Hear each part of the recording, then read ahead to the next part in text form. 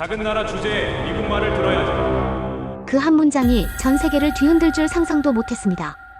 64억 달러 보조금을 앞세워 기술을 내놓든지 중국을 버리든지 미국은 명령했고 한국은 침묵했습니다. 그런데 단 3주 후 삼성은 전 세계를 얼어붙게 만든 발표를 했습니다. 한국 4만 명, 유럽 8천 명, 인도 1만 2천 명, 미국은 0명. 텍사스에 55조 규모 공장을 짓고도 이유 설명은 단 한 줄, 글로벌 최적화. 그 순간 나는 월가 애널리스트가 아니라 무언가 거대한 균열의 목격자가 된 기분이었습니다. CNN은 당황했고 텍사스는 패닉에 빠졌습니다. 그리고 믿기 힘든 장면이 이어졌습니다. 엔비디아, 애플, 구글 줄을 서서 한국으로 향했습니다. 사우디는 200억 달러, 유럽은 조건 없는 신뢰를 들고 무릎을 꿇었습니다. 나는 그 뒤 72시간 동안 한국이 어떻게 세계 질서를 뒤집었는지 눈으로 직접 보게 되었습니다. 그리고 그 이야기의 시작은 지금부터입니다. 좋아요와 구독, 알림 설정으로 당신도 이 여정의 증인이 되어주시길 바랍니다. 숫자로만 보던 나라가 뒤집어 놓은 첫 장면. 저는 월가에서 15년을 일했습니다. 골드만삭스 반도체 섹터 수석 애널리스트예요. 숫자와 데이터로 세상을 보는 사람이죠. 감정보다는 팩트, 추측보다는 증거를 믿었어요. 그래서 한국 기업들도 그냥 엑셀시트 속 숫자였습니다. 삼성, 매출 좋고 기술력 괜찮은 회사. 그 정도였어요. 이메일이 도착한 건 2025년 3월이었습니다. 삼성전자 글로벌 채용 브리핑 초청장이었어요. 서울에서 열린다고 했죠. 저는 크게 관심이 없었습니다. 어차피 미국 채용이 핵심일 거라 생각했거든요. CHIPS법으로 미국 정부가 600억 달러를 쏟아붓는데 삼성이 텍사스 공장에 엔지니어를 수천 명 뽑지 않겠어요? 당연한 수순이었습니다. 동료 마크가 물었습니다. 에밀리, 서울까지 갈 거야? 저는 웃으며 대답했어요. 당연하지. 미국 채용 규모 확인해야 하니까. 마크도 고개를 끄덕였죠. 우리 모두 같은 생각이었습니다. 한국 기업들은 결국 미국 시장을 따라올 수밖에 없다고요. 비행기 안에서 저는 보고서를 정리했습니다. 삼성 텍사스 공장은 이미 170억 달러를 투자했어요. 애리조나 두 번째 공장도 진행 중이었죠. 그럼 최소 2만 명은 채용하겠구나. 저는 확신했습니다. 숫자가 그렇게 말하고 있었거든요. 다음 날 아침이었습니다. 브리핑 장소는 코엑스였어요. 회의장에 들어서자 놀랐습니다. 자리가 300석이 넘었거든요. 전 세계 언론사, 애널리스트, 정부 관계자들이 모여 있었어요. 블룸버그, 로이터, 파이낸셜 타임스 기자들도 보였습니다. 이 정도 규모일 줄은 몰랐어요. 옆자리에 앉은 데만 기자가 말을 걸었습니다. TSMC도 긴장하고 있대요. 저는 고개를 끄덕였죠. 당연하지. 삼성이 미국에서 대규모 채용하면 시장 판도가 바뀔 테니까. 우리는 같은 예측을 하고 있었습니다. 무대에 불이 켜졌습니다. 삼성전자 인사담당 부사장이 단상에 올랐어요. 박수가 터졌죠.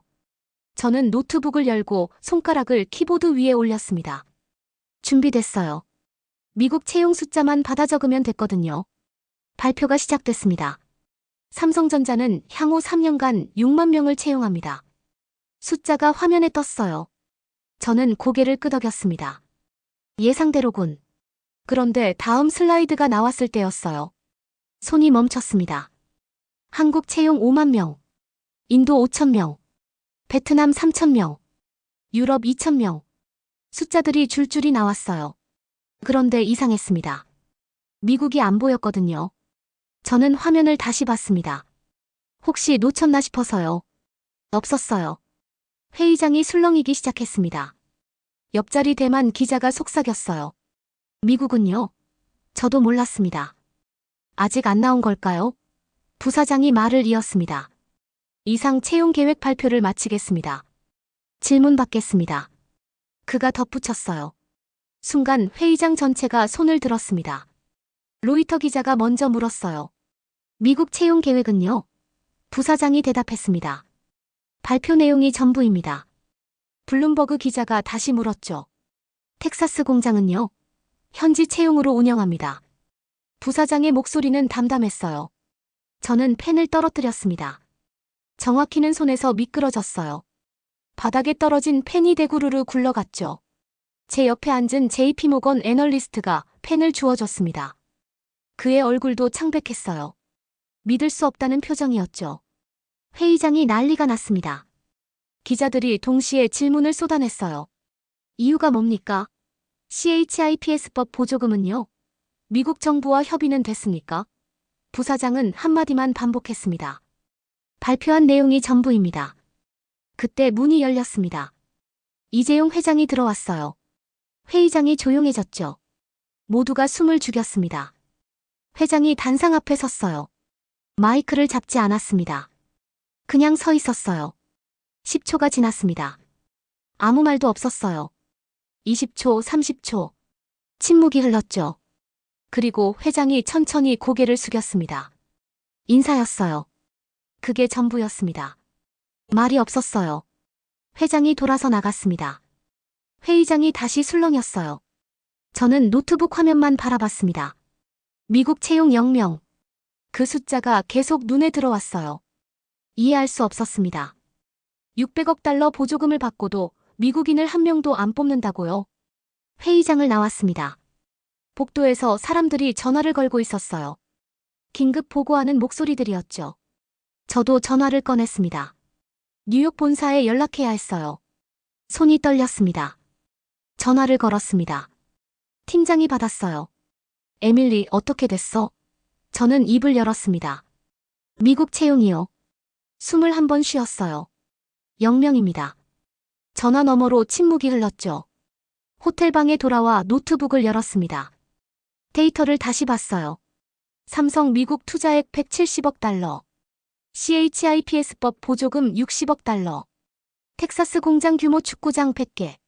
모든 숫자가 거대했습니다. 그런데 채용은 0명이라고요. 저는 한숨을 쉬었습니다. 뭔가 제가 놓친 게 있었어요. 분명히 있었습니다. 숫자만으로는 보이지 않는 무언가가 있었죠. 창밖을 봤습니다. 서울 야경이 보였어요. 이번엔 달라 보였습니다. 그냥 정돈된 도시가 아니었어요. 뭔가 거대한 의지가 숨어 있는 것 같았죠. 그날 밤 잠을 이루지 못했습니다. 계속 생각했어요. 삼성은 왜 이런 선택을 했을까? 미국을 화나게 만들 각오를 한 걸까? 아니면 이미 미국이 필요 없는 걸까? 답은 아직 몰랐습니다. 하지만 한 가지는 확실했어요. 제가 알던 세계는 오늘 회의장에서 끝났습니다. 미국이 만든 목줄, 한국이 끊어버린 복선. 뉴욕으로 돌아온 건 사흘 뒤였습니다. 시차 적응도 안 된 상태로 사무실에 출근했어요. 팀 미팅이 잡혀 있었거든요. 회의실에 들어서자 분위기가 무거웠습니다. 다들 심각한 얼굴이었어요. 팀장 스티브가 먼저 입을 열었습니다. 에밀리, 삼성이 미친 거 아니야? 저는 고개를 저었어요. 미친 게 아니라 계산된 거라고 생각합니다. 스티브가 되물었죠. 600억 달러 보조금 받고 미국인 안 뽑는 게 계산이라고. 저는 노트북을 열었습니다. CHIPS법 조건을 화면에 띄웠어요. 다들 알고 있는 내용이었지만 다시 보니 달랐습니다. 기술자료 제출 의무, 중국 시장 확장 제한, 초과 이익 환수 조항. 하나하나가 목줄이었어요. 마크가 말했습니다. 그래도 보조금인데 받는 게 이득 아니야. 저는 화면을 넘겼어요. 다음 슬라이드에는 H-1B 비자 비용이 나왔습니다. 이전엔 4,000달러였어요. 그런데 작년에 개정됐죠. 87만 달러로요. 회의실이 조용해졌습니다. 스티브가 중얼거렸어요. 217배 인상이라고. 저는 고개를 끄덕였습니다. 한국 엔지니어 한 명 데려오는데 거의 100만 달러가 든다는 뜻이에요. 사실상 봉쇄죠. 제이슨이 물었습니다. 그럼 삼성은 어떻게 공장을 돌리려고? 저는 대답하지 못했어요. 그게 바로 제가 이해하지 못한 부분이었거든요. 텍사스 공장은 최첨단 파운드리 시설입니다. 나노미터 공정이에요. 미국 엔지니어만으로는 불가능한 기술이었죠. 회의가 끝나고 자리로 돌아왔습니다. 저는 과거 자료를 뒤지기 시작했어요. CHIPS법 통과 과정, 상무부 발표 자료, 의회 청문회 기록까지 전부 찾아봤습니다. 그리고 발견했어요. 작년 여름 청문회 기록이었죠. 한 상무부 관료가 말했습니다. 우리는 동맹국 기업들에게 명확한 선택지를 줬습니다. 미국 시장을 원하면 미국 규칙을 따르라고요. 그 다음 문장이 더 충격적이었어요. 작은 나라 회사들은 미국 말 듣고 돈 벌어야지 협상 테이블에 앉을 자격은 없습니다. 저는 화면을 멍하니 바라봤습니다. 작은 나라. 한국을 그렇게 부른 거였어요. 동맹이라고 하면서 실제로는 종속을 요구한 겁니다. 보조금은 미끼였고 진짜 목적은 통제였던 거죠. 그날 저녁 집에 돌아와서도 계속 생각했습니다. 삼성은 이걸 알았을까요? 분명히 알았을 겁니다. 그래서 침묵으로 답한 거였어요. 항의도 설명도 협상도 없이 그냥 영명이라고 발표한 겁니다. 다음 날 아침 이메일을 확인했습니다. 텍사스 테일러 시청에서 보낸 거였어요. 긴급 기자회견 안내였죠. 저는 클릭했습니다. 제목이 눈에 들어왔어요. 삼성 채용 취소, 테일러 씨 재정위기 선언. 영상을 재생했습니다. 시장이 단상에 서 있었어요. 얼굴이 굳어 있었죠. 우리는 삼성을 믿고 학교를 지었습니다. 도로를 넓혔고 상하수도를 재정비했어요. 그런데 이제 삼성은 우리 시민을 고용하지 않겠답니다. 시장의 목소리가 떨렸습니다. 우리가 뭘 잘못했습니까? 우리는 최선을 다했어요. 카메라가 객석을 비췄는데 시민들이 울고 있었습니다. 저는 영상을 멈췄어요. 더 볼 수가 없었습니다. 마크가 제자리로 왔습니다. 에밀리 이거 봤어? 조지아주도 난리래. 저는 고개를 끄덕였어요. 인디애나도요. SK 하이닉스가 투자 지원한대요. 마크가 한숨을 쉬었습니다. 한국 기업들이 다 이러는 거야? 저는 대답하지 않았습니다. 대신 생각했죠. 이건 투정이 아니에요. 미국이 한국을 너무 쉽게 본 대가입니다. 보조금으로 통제할 수 있다고 믿었던 거예요. 하지만 한국 기업들은 그 게임에 응하지 않기로 한 겁니다. 일주일이 지났습니다. 저는 다시 보고서를 쓰기 시작했어요. 제목은 삼성 채용 전략 분석이었죠.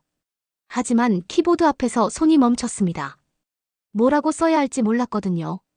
예전 같았으면 간단했을 겁니다. 삼성의 전략적 실수 정도로 결론 내렸을 거예요. 하지만 이번엔 달랐습니다. 제 안에 무언가가 흔들리고 있었어요. 정말 삼성이 틀린 걸까요? 아니면 제가 지금까지 틀렸던 걸까요? 팀장 스티브가 다가왔습니다. 보고서 언제 나와? 저는 대답했어요. 조금만 더 시간 주세요. 데이터를 더 봐야 할 것 같습니다. 스티브가 어깨를 두드렸죠.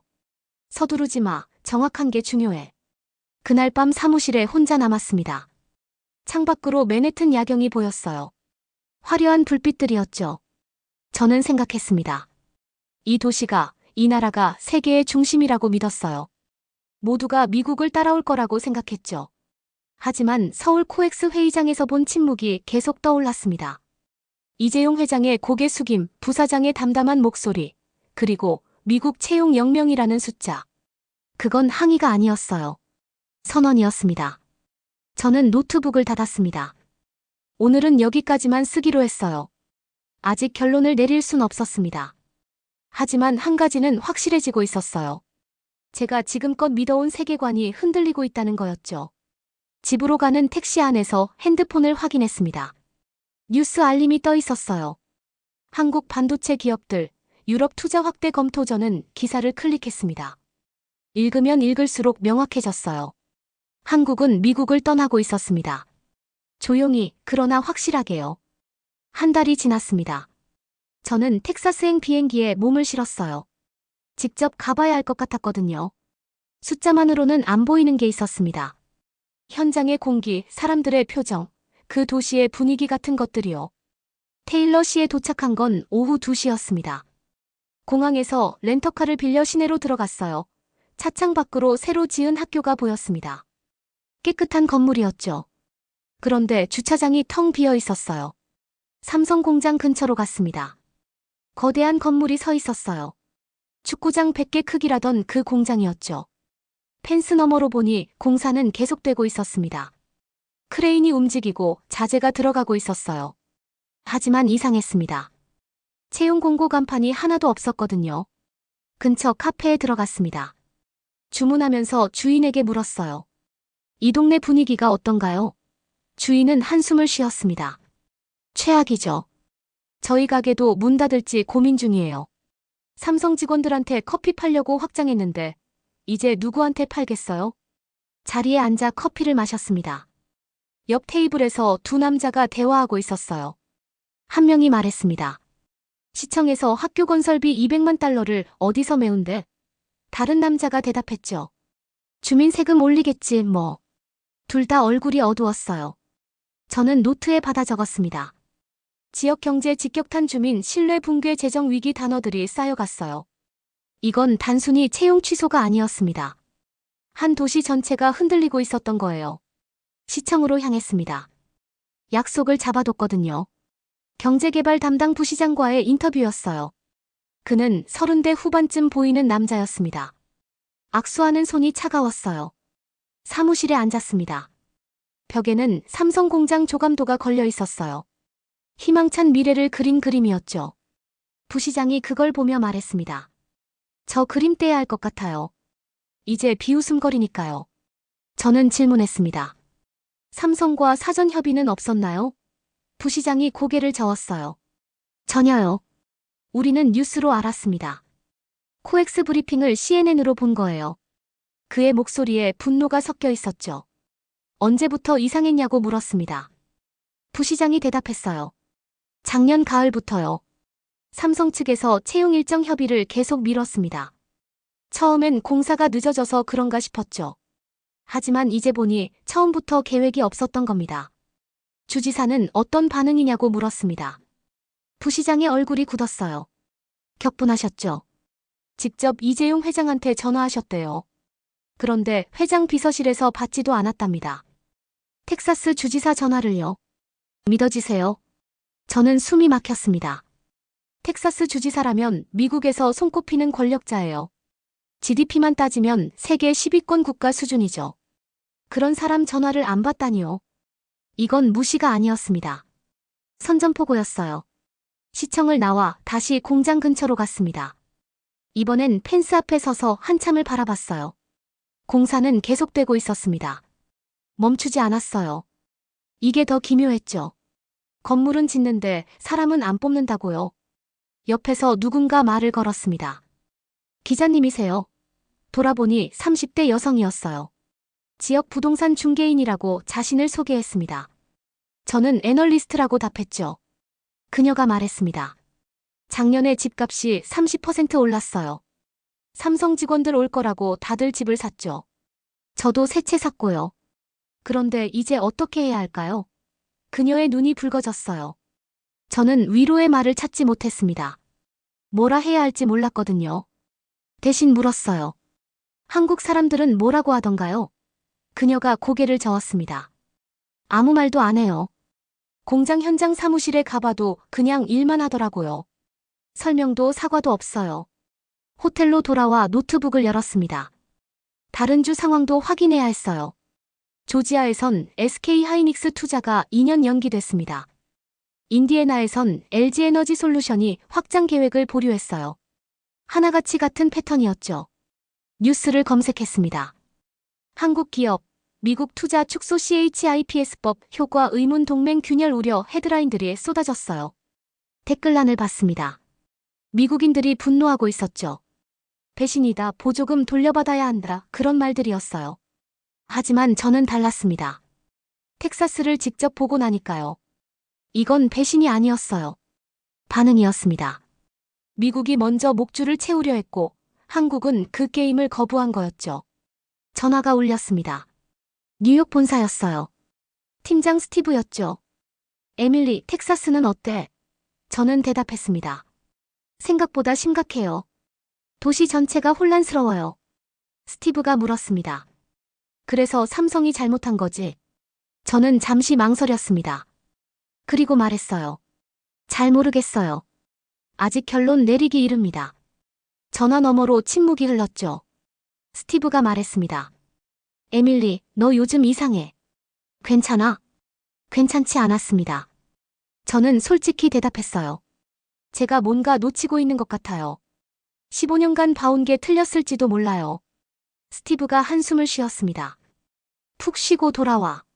너무 깊이 생각하지 마. 전화를 끊었습니다. 창밖을 봤어요. 텍사스 밤하늘이 넓게 펼쳐져 있었습니다. 저는 생각했죠.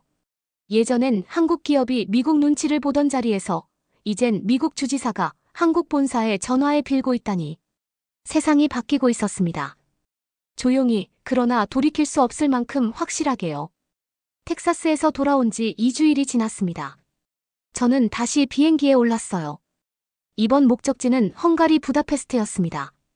삼성이 유럽 최대 규모 배터리 공장을 짓는다는 소식이 들렸거든요. 공항에 내리자마자 느꼈습니다. 분위기가 달랐어요. 입국 심사대에서 직원이 물었습니다. 방문 목적이 뭐예요? 삼성 공장 취재요. 제가 대답했죠. 직원이 환하게 웃었어요. 아, 삼성. 환영합니다. 우리나라에 와주셔서 감사해요. 택시를 탔습니다. 기사님이 영어로 말을 걸었어요. 삼성 공장 보러 오셨어요? 저는 놀랐습니다. 어떻게 아셨어요? 기사님이 웃었죠. 요즘 외국인들 전부 그것 때문에 와요. 우리 도시 자랑이에요. 공장 부지로 향했습니다. 차창 밖으로 광활한 부지가 보였어요. 텍사스보다 더 컸습니다. 그런데 분위기가 완전히 달랐죠. 입구에 헝가리 국기와 태극기가 나란히 걸려 있었어요. 헝가리 마이너스 한국 우정의 상징이라는 현수막도 보였습니다. 헝가리 산업부 관계자와 약속이 잡혀 있었습니다. 그의 이름은 라즐로였어요. 50대 중반쯤 보이는 신사였죠. 악수하는 손이 따뜻했습니다. 미국에서 오셨다고요? 그가 물었어요. 텍사스는 어땠습니까? 저는 솔직히 답했습니다. 혼란스러웠어요. 라즐로가 고개를 끄덕였죠. 뉴스로 봤습니다. 안타까운 일이에요. 하지만 우리는 달라요. 그가 자신있게 말했어요. 사무실로 안내받았습니다. 벽에 지도가 걸려 있었어요. 삼성 공장을 중심으로 도로, 철도, 항만이 표시돼 있었죠. 라즐로가 설명하기 시작했습니다. 우리는 100년 무상 부지를 제공했어요. 법인세는 15년 면제입니다. 고속철도 연결도 내년에 완공되고요. 저는 놀랐습니다. 100년 무상이라고요? 라즐로가 웃었어요. 삼성은 우리 파트너예요. 통제할 대상이 아니죠. 미국처럼 기술 자료 제출하라느니, 이익 나누라느니 그런 요구 안 합니다. 그의 말에는 자부심이 묻어났어요. 조건이 있나요? 제가 물었습니다. 라즐로가 대답했죠. 기술 교육이요. 삼성이 우리 젊은이들을 가르쳐주면 됩니다. 그게 전부예요. 저는 메모했습니다. 기술 이전 요구 없음 교육만 원함. 텍사스와는 정반대였어요. 다음 날 체코 프라하로 이동했습니다. 현대자동차 공장 취재였어요. 공장 앞에 도착하니 체코 산업부 장관이 직접 나와 있었습니다. 외국 기자 한 명 때문에 장관이 나온다고요? 장관이 악수를 청했습니다. 반갑습니다. 현대차 이야기를 전 세계에 알려주세요. 그가 간곡히 말했어요. 저는 당황했습니다. 보통은 기업이 홍보를 원하지 정부가 나서서 부탁하는 건 처음이었거든요. 공장 투어가 시작됐습니다. 장관이 직접 설명했어요. 현대차는 우리에게 기술을 가르쳐 줍니다. 우리 엔지니어들이 한국 본사에서 6개월씩 연수받아요. 그의 목소리에 감사함이 묻어났죠. 체코 엔지니어 몇 명과 이야기를 나눴습니다. 한 명이 말했어요. 저는 수원에서 1년 있었습니다. 한국 사람들 정말 친절해요. 기술도 아낌없이 가르쳐주고요. 다른 엔지니어가 거들었습니다. 독일이나 미국 회사는 안 그래요. 핵심 기술은 절대 안 알려주거든요. 점심 식사 자리였습니다. 장관이 조용히 말했어요. 솔직히 말하면 우리는 한국을 스승으로 생각합니다. 50년 전 가난했던 나라가 이렇게 발전했잖아요. 우리도 배우고 싶어요. 저는 가슴이 뭉클했습니다. 베를린으로 이동했습니다. 독일 경제연구소 세미나에 참석하기 위해서였어요. 주제는 반도체 산업과 글로벌 공급망이었죠. 발표자는 독일 정부 고문이었습니다. 그가 화면에 그래프를 띄웠습니다. 미국 vs 유럽, 한국 기업 유치 전략 비교였어요. 미국 쪽에는 보조금 통제 기술 제출 요구 같은 단어들이 있었습니다. 유럽 쪽에는 파트너십 신뢰 기술 교육 같은 단어들이었죠. 발표자가 말했습니다. 미국은 동맹을 종속으로 착각했어요. 돈으로 통제할 수 있다고 믿었죠. 하지만 한국 기업들은 더 이상 그 게임에 응하지 않습니다. 청중들이 고개를 끄덕였어요. 질의응답 시간이었습니다. 한 기자가 물었어요. 유럽이 한국을 더 우대하는 이유가 뭡니까? 발표자가 웃으며 대답했죠. 간단합니다. 우리는 한국을 필요로 해요. 통제할 대상이 아니라 배울 상대로 보는 겁니다. 세미나가 끝나고 커피를 마셨습니다. 옆에 앉은 프랑스 기자가 말을 걸었어요. 미국에서 오셨다고요? 텍사스 상황 어떻던가요? 저는 한숨을 쉬었습니다. 혼란스러웠어요. 그가 고개를 저었죠. 미국은 너무 오만했어요. 호텔로 돌아와 노트북을 열었습니다. 유럽 언론 기사들을 검색했어요. 한국 유럽의 새로운 파트너 기술 강국 한국, 유럽과 손잡다, 미국 견제 속 한국 마이너스 유럽 밀월 헤드라인들이었습니다. 저는 메모를 정리했습니다. 텍사스에서는 주지사가 전화를 안 받았어요. 하지만 부다페스트에서는 산업부 관계자가 환영했죠. 프라하에서는 장관이 직접 나왔습니다. 베를린에서는 한국을 스승이라 불렀고요. 같은 한국 기업이었습니다. 하지만 대우는 천지 차이였어요. 미국은 통제하려 했고 유럽은 모셔갔습니다. 차이는 명확했죠. 신뢰냐, 불신이냐의 문제였어요. 창밖을 봤습니다. 베를린 야경이 보였어요. 저는 생각했습니다. 세상은 이미 한국을 중심으로 재배열되고 있구나. 조용히, 그러나 돌이킬 수 없을 만큼 확실하게. 중동의 기억, 눈물, 그리고 신뢰의 귀환. 유럽에서 뉴욕으로 돌아왔습니다. 하지만 이틀 만에 다시 짐을 쌌어요. 이번엔 사우디아라비아 리야드였습니다. 네옴시티 개발 관련 한국 기업 컨소시엄 회의가 열린다는 소식을 들었거든요. 공항에 내리자 열기가 느껴졌습니다. 사막의 뜨거운 공기였어요. 하지만 공항 내부는 최첨단이었죠. 유리와 대리석으로 지어진 현대적인 건물이었습니다. 입국 심사를 마치고 나오니 기사가 기다리고 있었어요. 차를 타고 시내로 들어갔습니다.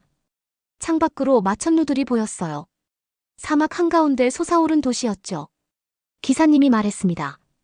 저 빌딩들 대부분 한국 기업이 지었어요. 저는 놀랐습니다. 그렇게 많아요? 기사님이 웃었죠. 50년 전부터 한국 사람들이 여기 있었어요. 호텔에 짐을 풀고 회의장으로 향했습니다. 킹 압둘라 경제도시 내 컨벤션 센터였어요. 입구에서부터 경호가 삼엄했습니다. 신분증을 3번이나 확인받았어요. 중요한 회의인 게 분명했죠. 회의장에 들어서자 숨이 막혔습니다. 사우디 왕세자가 직접 참석해 있었거든요. 그 옆에 한국 대표단이 앉아 있었어요. 삼성, 현대건설, 포스코, SK 임원들이었죠. 저는 언론석 뒷자리에 조용히 앉았습니다. 왕세자가 일어났습니다. 통역기를 통해 들리는 그의 목소리는 단호했어요. 오늘 우리는 역사적인 파트너십을 논의합니다. 네옴시티는 미래 도시예요. 그 미래를 함께 만들 파트너로 우리는 한국을 선택했습니다. 산업부 장관이 발언권을 이어받았습니다. 60대 중반쯤 보이는 노신사였어요. 그가 천천히 말하기 시작했죠. 50년 전 이야기를 하고 싶습니다. 1973년이었어요. 이 사막에 한국 사람들이 왔습니다. 장관의 목소리가 떨렸습니다. 그들은 50도가 넘는 더위 속에서 일했어요. 맨손으로 도로를 깔고 건물을 세웠죠. 우리 할아버지 세대가 그 모습을 봤습니다. 한국 노동자들이 피 흘리며 일하는 걸요. 회의장이 조용해졌습니다. 장관이 계속 말했어요. 그때 그들은 돈이 없었어요. 가난한 나라에서 온 사람들이었죠. 하지만 성실했고 약속을 지켰습니다. 그 기억을 우리는 잊지 않았어요. 저는 메모하던 손을 멈췄습니다. 50년 전 이야기라니요. 한국이 중동에 노동자를 보냈던 시절 말이죠. 저는 몰랐습니다. 그게 이렇게 남아있을 줄은요. 장관이 한국 대표단을 바라봤습니다. 이제 여러분은 세계 최고 기술을 가진 나라가 됐어요. 반도체, 배터리, 건설, 철강 모든 분야에서요. 하지만 우리가 여러분을 선택한 이유는 기술 때문만이 아닙니다. 신뢰 때문이에요. 박수가 터졌습니다. 한국 대표단이 일어나 고개를 숙였어요. 저는 눈시울이 뜨거워지는 걸 느꼈습니다. 왜인지 모르게 울컥했어요. 회의가 끝나고 리셉션이 열렸습니다. 장관이 제게 다가왔어요. 미국 기자시라고요? 저는 고개를 끄덕였습니다. 애널리스트예요. 장관이 웃었죠. 미국은 우리를 이해 못해요. 돈으로만 관계를 보니까요. 그가 샴페인 잔을 들었습니다. 우리는 한국과 50년 관계예요. 미국은 20년 전엔 우릴 테러리스트 취급했죠. 지금은 석유 달라고 해요. 그게 차이입니다. 저는 아무 말도 할 수 없었어요. 다음 날 네옴시티 현장으로 갔습니다. 사막 한가운데 거대한 공사판이 펼쳐져 있었어요. 수십 개의 크레인이 움직이고 있었죠. 현장 사무실에서 한국인 현장 소장을 만났습니다. 소장님이 말했습니다. 여기 오기 전에 미국 기업들도 입찰했어요. 하지만 조건이 너무 까다로웠대요. 이익 배분부터 기술 소유권까지 전부 따지더래요. 반면 우리는 달랐죠. 그냥 좋은 도시 만들자고 했어요. 사우디 측 프로젝트 매니저가 거들었습니다. 한국 기업은 파트너예요. 미국 기업은 공급자였죠. 우리는 파트너가 필요했습니다. 그의 말이 명확했어요. UAE 두바이로 이동했습니다. 거기서도 비슷한 이야기를 들었어요. UAE 투자청 국장이 말했습니다. 우리는 코리아 테크시티를 만들 겁니다. 한국 기업들이 모이는 특별경제구역이에요. 왜 한국이냐고 물었습니다. 국장이 대답했죠. 신뢰요. 한국은 약속을 지켜요. 기술도 나눠주고요. 미국이나 중국은 다 가져가려고만 해요. 유럽은 느려요. 한국이 딱 맞습니다. 호텔로 돌아와 이메일을 확인했습니다. 놀라운 뉴스가 있었어요. 독일, 프랑스, 영국 정상들이 한국 대통령에게 협력 요청 전화를 했다는 내용이었죠. 반도체 협력, 배터리 기술 공유, 그린 에너지 파트너십까지 다양했습니다. 저는 노트를 꺼내 정리하기 시작했습니다. 사우디 -50년 신뢰 UAE 기술 도시 건설 유럽 정상급 협력 요청 패턴이 보였어요. 모두가 한국을 원하고 있었습니다. 전화가 울렸습니다. 뉴욕 본사 팀장 스티브였어요. 에밀리, 언제 돌아올 거야? 한 달째 출장인데. 저는 대답했습니다. 조금만 더요. 중요한 걸 보고 있어요. 스티브가 한숨을 쉬었습니다. 너 정말 이상해졌어. 예전 같지 않아. 저는 웃었어요. 맞아요, 저 바뀌고 있어요. 세상이 제 생각과 달랐거든요. 창밖을 봤습니다. 두바이 야경이었어요. 사막 위에 세워진 기적 같은 도시였죠. 저는 생각했습니다. 과거 사막 노동자로 무시받던 나라가 이제는 왕세자를 먼저 만나는 파트너가 됐구나. 장관의 말이 다시 떠올랐습니다. 신뢰는 돈보다 길게 남는다. 한국이 그걸 증명하고 있었어요. 50년 전 뿌린 씨앗이 지금 열매를 맺고 있었습니다. 저는 노트북을 닫았습니다. 오늘은 더 이상 쓰지 않기로 했어요. 대신 가만히 앉아 생각했죠. 제가 놓친 게 뭐였을까? 숫자만 보고 사람을 안 봤던 게 문제였나? 눈물이 흘렀습니다. 왜 우는지 정확히 몰랐어요. 그냥 뭔가 가슴이 뜨거웠습니다. 한국이라는 나라가 처음으로 제대로 보이기 시작했어요. 두바이에서 서울로 직접 날아왔습니다. 이번엔 개인 일정이었어요. 본사에 보고할 필요도 없었죠. 저는 답을 찾아야 했습니다. 삼성이 왜 미국 채용 영명을 선언했는지 그 이유를 직접 확인하고 싶었어요. 인천공항에 내렸습니다.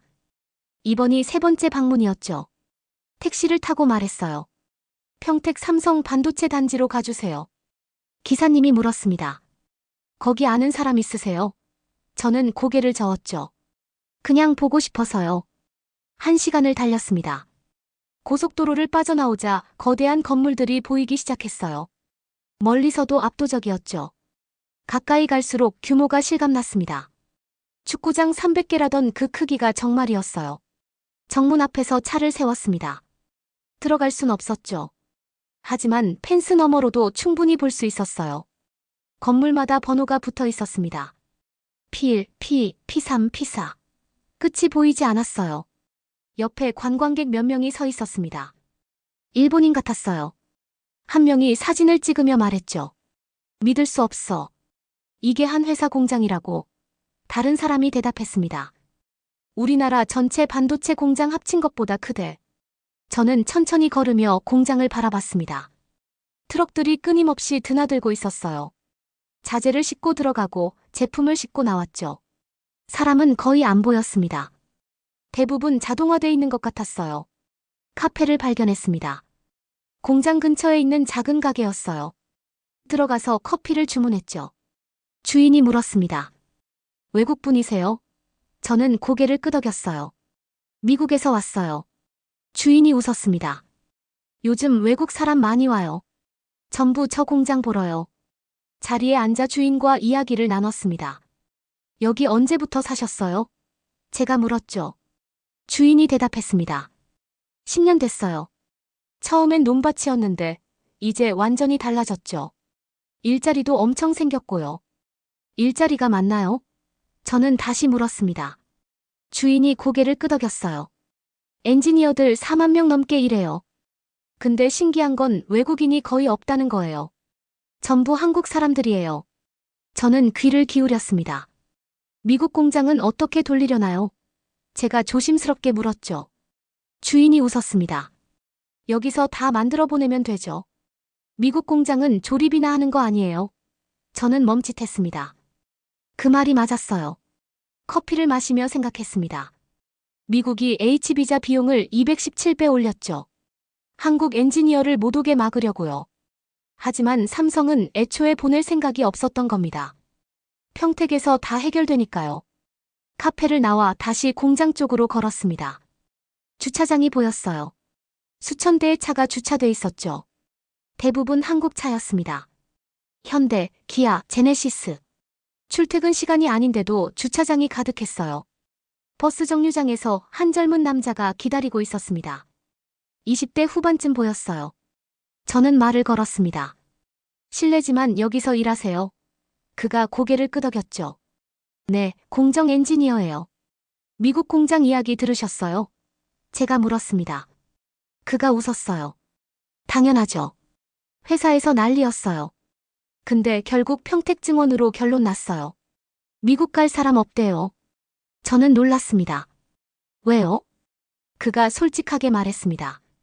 평택이 더 좋거든요. 최신 장비 다 있고 연구소도 바로 옆이에요. 미국 가면 구형 장비로 일해야 한대요. 누가 가고 싶겠어요? 그의 말이 명쾌했어요. 버스가 왔습니다. 그가 타면서 말했죠. 외국 기업들이 여기로 오고 싶어 해요. 애플도 엔비디아도요. 미국 공장 말고 여기서 협업하고 싶대요. 버스 문이 닫혔습니다. 저는 그 자리에 서 있었습니다. 머릿속이 복잡했어요. 미국이 한국을 통제하려고 비자 장벽을 세웠죠. 하지만 한국은 이미 인력 자립을 완료한 상태였습니다. 아니, 애초에 필요 없었던 거예요. 택시를 잡아탔습니다. 서울로 가주세요. 제가 말했어요. 차가 출발하면서 다시 한번 공장을 봤습니다. 피사 건물 옥상에 태극기가 펄럭이고 있었어요. 바람에 나부끼는 모습이 당당해 보였습니다. 서울 시내로 들어왔습니다. 저녁 시간이라 불빛이 켜지고 있었어요. 강남 거리는 활기찼죠. 사람들이 웃으며 걷고 있었습니다. 평범한 일상이었어요. 호텔방에 들어와 노트북을 열었습니다. 검색창에 평택 반도체 단지를 쳤어요. 기사들이 쏟아졌습니다. 엔비디아 CEO, 평택 방문 구글, 삼성 평택과 차세대 칩 개발 애플, 평택 협력 확대. 미국 빅테크들이었습니다. 그들은 미국 정부가 아니라 평택을 선택하고 있었어요. 기술이 여기 있으니까요. 최신 공정이 여기서 돌아가니까요. 정치가 아니라 현실이 답을 내린 겁니다. 저는 웃음이 나왔습니다. 씁쓸한 웃음이었죠. 미국 정부는 한국을 막고 싶어 해요. 하지만 정작 미국 기업들은 평택으로 가야 산다고 외치고 있었습니다. 이보다 더 아이러니한 상황이 있을까요? 전화가 울렸습니다. 팀장 스티브였어요. 에밀리, 대체 언제 돌아올 거야? 임원들이 보고서 달라는데. 저는 대답했습니다. 일주일만 더요. 거의 다 봤어요. 스티브가 짜증 섞인 목소리로 말했죠. 보고서 결론이라도 미리 말해줘. 삼성이 실수한 거 맞지? 저는 잠시 망설였습니다. 그리고 조용히 대답했어요. 아니에요. 미국이 실수한 것 같아요. 전화 너머로 침묵이 흘렀습니다. 스티브가 다시 물었어요. 뭐라고? 저는 반복했습니다. 미국이 실수했어요. 한국을 너무 쉽게 봤던 게 첫 번째 실수고 가장 큰 실수예요. 전화를 끊었습니다. 창밖을 봤어요. 서울 야경이 펼쳐져 있었습니다. 저는 확신했습니다. 미국의 목줄 전략이 통하지 않는 이유를 이제 알았어요. 한국은 이미 준비가 끝난 상태였습니다. 평택이 답이었습니다. 침묵의 답이었죠. 서울에서 이틀을 더 보냈습니다. 그리고 다시 비행기에 올랐어요. 이번 목적지는 스위스 다보스였습니다. 세계경제포럼이 열리는 곳이죠. 저는 초청받은 게 아니었어요. 그냥 참관 자격으로 갔습니다. 다보스에 도착한 건 1월 중순이었습니다. 눈이 쌓인 작은 마을이었어요. 하지만 세계 권력이 모이는 곳이었죠. 호텔 로비에서만 3명의 국가 정상을 봤습니다. 경호원들이 바쁘게 움직이고 있었어요. 회의장으로 향했습니다. 입구에서 보안 검색을 받았어요. 가방 속까지 전부 확인했죠. 명찰을 받고 들어갔습니다. 복도에서 이미 사람들이 웅성거리고 있었어요. 한 독일 기자가 말했습니다. 오늘 세션 봤어요. 기술 주권이 의제래요. 저는 프로그램을 확인했죠. 글로벌 기술 주권과 공급망 재편 세션이었습니다. 연사 명단을 보고 놀랐어요. 한국 대통령이 기조연설자로 올라와 있었거든요. 메인홀로 들어갔습니다. 1000명은 좋게 앉을 수 있는 공간이었어요. 이미 자리가 거의 찬 상태였죠. 앞줄에는 각국 정상들이 앉아 있었습니다. 독일 총리, 프랑스 대통령, 인도 총리도 보였어요. 조명이 어두워졌습니다. 무대에 불이 켜졌죠. 사회자가 나와 말했습니다. 기술주권 세션을 시작하겠습니다. 기조연설은 대한민국 대통령께서 해주십니다. 박수가 터졌어요. 한국 대통령이 단상에 올랐습니다. 양복 차림이었죠. 침착한 표정이었어요. 마이크 앞에 섰습니다. 그리고 조용히 말하기 시작했어요. 여러분, 기술주권이란 무엇입니까? 그가 물었습니다. 돈으로 살 수 있는 게 아닙니다. 협박으로 얻을 수 있는 것도 아니죠. 기술주권은 신뢰 위에 세워집니다. 회의장이 조용해졌습니다. 대통령이 계속 말했어요. 한국은 선택의 기로에 있었습니다. 작년에요. 어느 한 나라가 우리에게 요구했죠. 보조금을 주겠다. 대신 기술 자료를 내놓고 우리 말을 들으라고요. 숨소리마저 들릴 정도로 조용했습니다. 대통령의 목소리는 담담했어요. 우리는 거절했습니다. 돈보다 중요한 게 있으니까요. 기술 주권 그리고 국가의 자존심이었습니다. 박수가 터지기 시작했습니다.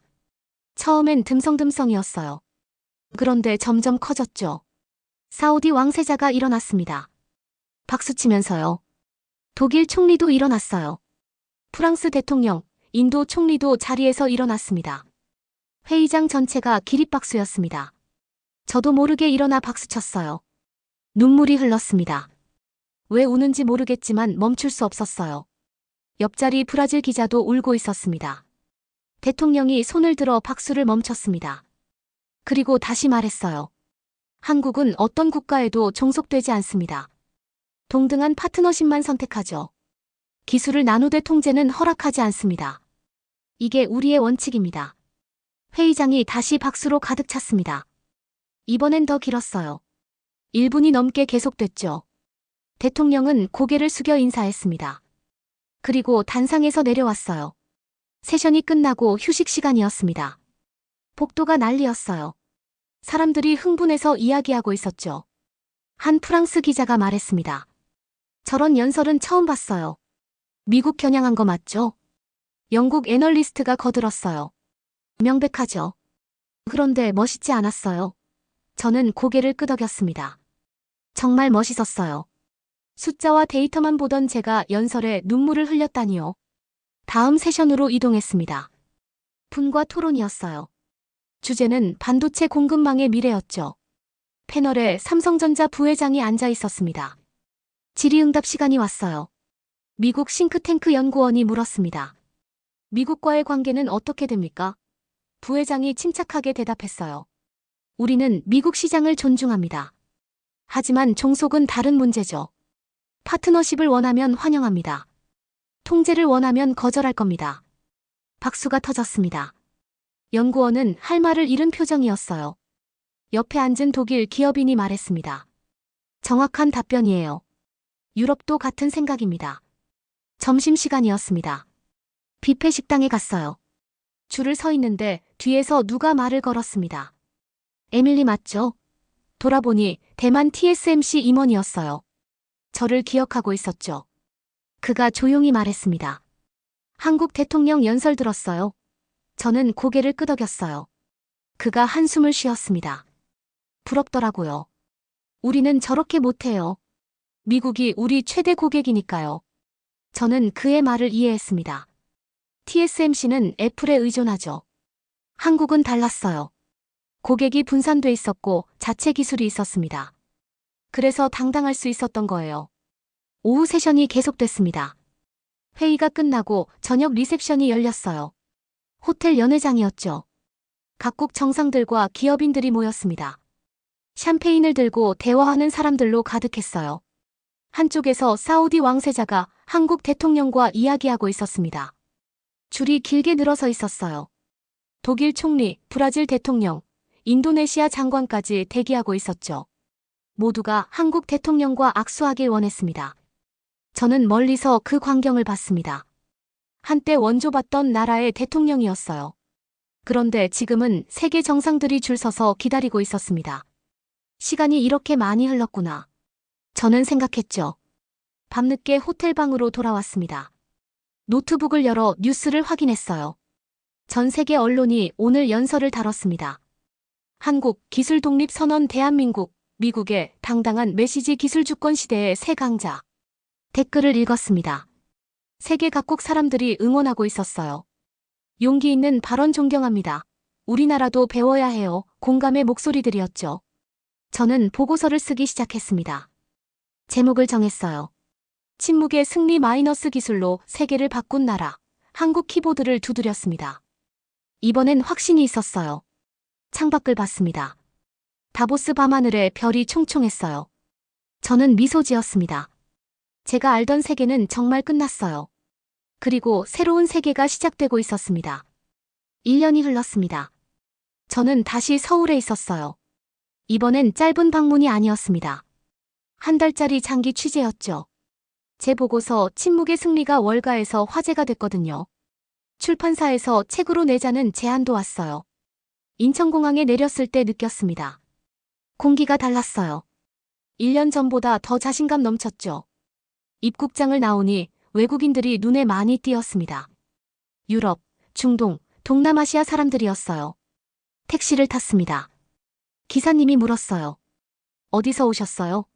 미국이요. 제가 대답했죠. 기사님이 웃었습니다. 요즘 미국 분들 많이 와요. 한국 배우러 오신대요. 저는 고개를 끄덕였어요. 맞아요, 저도 그래요. 호텔에 짐을 풀고 자료를 정리했습니다. 1년 사이 달라진 숫자들이었어요. 한국 기술 수출 상담 300% 증가. 외국인 유학생 50% 증가. 글로벌 기업의 한국 R&D 센터 설립 200건 돌파. 모든 게 상승 곡선이었죠. 다음 날 아침 평택으로 다시 갔습니다. 1년 만이었어요. 공장 앞에 서니 감회가 새로웠죠. 피오 건물이 새로 올라가고 있었습니다. 더 커진 거예요. 예약해둔 공장 투어가 있었습니다. 삼성 측에서 언론 대상으로 여는 프로그램이었어요. 가이드는 30대 초반 여성 엔지니어였습니다. 밝은 표정이었죠. 그녀가 설명하기 시작했습니다. 이 라인은 하루 10만 개 웨이퍼를 생산해요. 전부 자동화 시스템이죠. 저는 물었습니다. 미국 공장과 차이가 뭔가요? 그녀가 웃었어요. 여긴 뇌예요. 미국은 손이고요. 핵심은 다 여기 있습니다. 클린룸을 들어갔습니다. 하얀 방진복을 입어야 했어요. 안으로 들어가니 로봇들이 움직이고 있었습니다. 사람은 거의 안 보였어요. 가이드가 말했죠. 사람이 필요 없어요. 설계만 하면 로봇이 다 만들어요. 한 젊은 엔지니어와 이야기를 나눴습니다. 20대 후반이었어요. 저는 물었죠. 여기서 일하는 게 자랑스러워요? 그가 환하게 웃었습니다. 당연하죠. 우리 없으면 세계가 못 돌아가요. 그의 눈빛이 당당했어요. 투어가 끝나고 카페로 갔습니다. 1년 전 갔던 그 카페였어요. 주인이 저를 기억했죠. 또 오셨네요. 저는 웃으며 주문했습니다. 어떻게 지내셨어요? 주인이 말했습니다. 장사 정말 잘 돼요. 요즘 외국 기업들이 계속 와요. 엔비디아, 퀄컴, AMD 전부요. 저 앞에 호텔도 새로 생겼어요. 외국인 손님 받으려고요. 그의 얼굴이 행복해 보였어요. 서울로 돌아왔습니다. 저녁에 약속이 있었어요. 한국 학생과의 인터뷰였죠. 서울대 공대 3학년이었습니다. 카페에서 만났어요. 학생이 말했습니다. 저는 반도체 전공이에요. 졸업하면 삼성 갈 거예요. 왜 삼성이냐고 물었죠. 학생이 대답했어요. 세계 최고니까요. 실리콘밸리 가라는 말도 들었지만 굳이요? 여기가 더 좋은데. 그 말에 가슴이 뭉클했습니다. 1년 전만 해도 한국 학생들은 미국을 꿈꿨어요. 하지만 이제 달랐습니다. 여기가 중심이 됐으니까요. 학생의 눈빛에서 미래가 보였어요. 며칠 뒤 포럼에 참석했습니다. 서울 코엑스였어요. 1년 전 삼성 브리핑이 열렸던 바로 그곳이었죠. 이번 주제는 글로벌 기술 파트너십이었습니다. 무대에 각국 기업 대표들이 올랐습니다. 독일, 프랑스, 사우디, 인도 기업들이었어요. 하나같이 같은 말을 했죠. 한국과 함께하고 싶다, 기술을 배우고 싶다, 장기 파트너십을 원한다. 객석을 봤습니다. 외국인이 절반 이상이었어요. 모두가 한국을 보러 온 사람들이었죠. 1년 전 이 자리에서 삼성이 침묵했을 때 세계는 당황했습니다. 하지만 이제 이해했어요. 그 침묵이 무엇을 의미했는지요. 마지막 날이었습니다. 저는 한강변을 걸었어요. 석양이 지고 있었죠. 다리 위로 사람들이 오가고 있었습니다. 연인들, 가족들, 친구들. 평범한 일상이었어요. 한강이 흐르고 있었습니다. 수천 년을 흘러온 강이죠. 멈추지 않고 계속 흐르는 강이었어요. 한국의 역사처럼요. 가난했던 시절도 전쟁의 상처도 모두 이 강물처럼 흘러왔습니다. 벤치에 앉았습니다. 노트를 꺼내 마지막 문장을 썼어요. 한국을 과소평가한 게 미국의 첫 번째, 그리고 가장 큰 실수였다. 펜을 내려놓았습니다. 보고서가 완성됐어요. 눈물이 흘렀습니다. 왜 우는지 정확히 알았어요. 이 작은 나라가 제게 가르쳐준 게 너무 많았거든요. 숫자가 전부가 아니라는 것, 신뢰가 돈보다 오래 남는다는 것, 침묵이 때로는 가장 강한 메시지라는 것. 핸드폰이 울렸습니다. 뉴욕 출판사였어요. 에밀리, 책 제목 확정됐어요? 저는 대답했습니다. 네, 침묵의 승리 마이너스 기술로 세계를 바꾼 나라, 한국이요. 완벽해요. 그들이 말했죠. 전화를 끊고 다시 한강을 봤습니다.